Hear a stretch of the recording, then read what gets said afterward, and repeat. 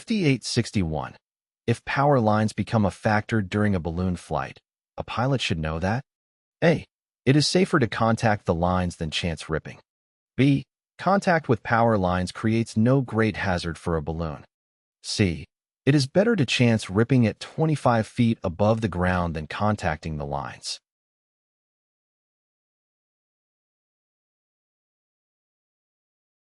The correct answer is C. If power lines become a factor during a balloon flight, a pilot should know that it is better to chance ripping at 25 feet above the ground than contacting the power lines.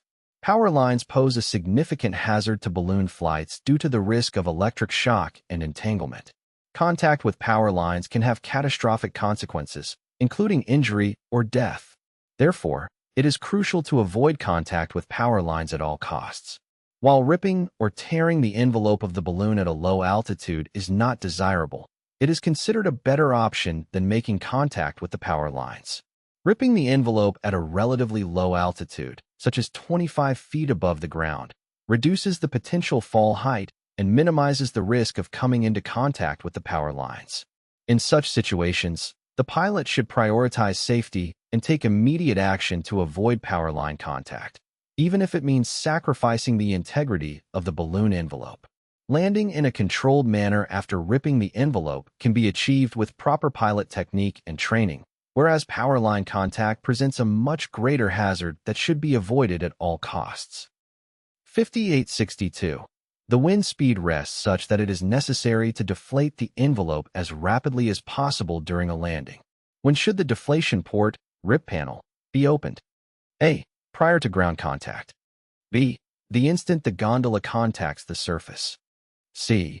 As the balloon skips off the surface the first time and the last of the ballast has been discharged.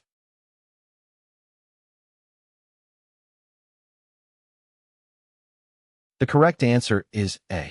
Ripping out at 1 foot above the ground for every mile per hour of speed will reduce ground slide and potential damage to the balloon in a high wind landing.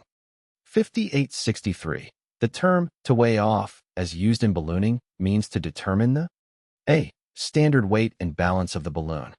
B. Neutral buoyancy by taking weight off at launch. C. Amount of gas required for an ascent to a pre-selected altitude.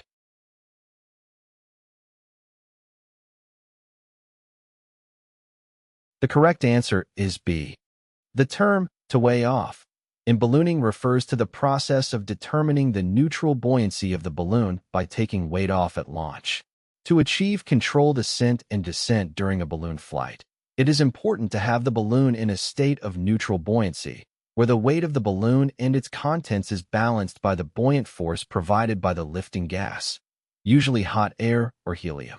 Weighing off involves adjusting the amount of ballast, typically sandbags, carried in the basket to achieve this neutral buoyancy. At launch, the pilot adds or removes ballast to ensure that the balloon is neither sinking nor ascending rapidly. By adding or removing weight, the pilot can find the right balance to achieve neutral buoyancy, allowing for controlled vertical movement in the air.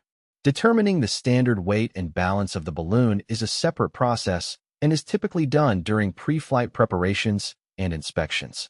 The amount of gas required for an ascent to a pre-selected altitude is also determined based on factors such as the size of the envelope, the weight of the balloon and its contents, and the desired rate of ascent. Weighing off, on the other hand, specifically refers to adjusting the ballast during launch to achieve neutral buoyancy. 5864. Superheat is a term used to describe the condition which exists. A. When the surrounding air is at least 10 foot warmer than the gas in the envelope. B. When the sun heats the envelope surface to a temperature at least 10 degrees greater than the surrounding air. C. Relative to the difference in temperature between the gas in the envelope and the surrounding air.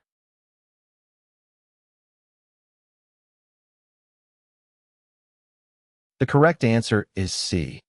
Caused by the sun's superheat is a term used in ballooning to describe the condition that exists relative to the difference in temperature between the gas inside the envelope and the surrounding air, which is caused by the sun. During a balloon flight, the sun heats the envelope surface, which, in turn, heats the gas inside the envelope. The temperature of the gas inside the envelope can become significantly higher than the surrounding air temperature. This temperature difference is referred to as superheat. Superheat plays a crucial role in maintaining the buoyancy and lift of the balloon. The higher temperature of the gas inside the envelope makes it less dense than the surrounding air, creating a buoyant force that enables the balloon to ascend. The degree of superheat, or the temperature difference between the gas in the envelope and the surrounding air, can vary depending on several factors such as solar radiation, ambient temperature, altitude, and insulation properties of the envelope material. Pilots must monitor and account for superheat when planning and conducting a balloon flight to ensure safe and controlled operation. 5865. How does the pilot know when pressure height has been reached? Liquid in the gas. A. An air manometers will fall below the normal level. B. Manometer will fall and the liquid in the air manometer will rise above normal levels. C. Manometer will rise and the liquid in the air manometer will fall below normal levels.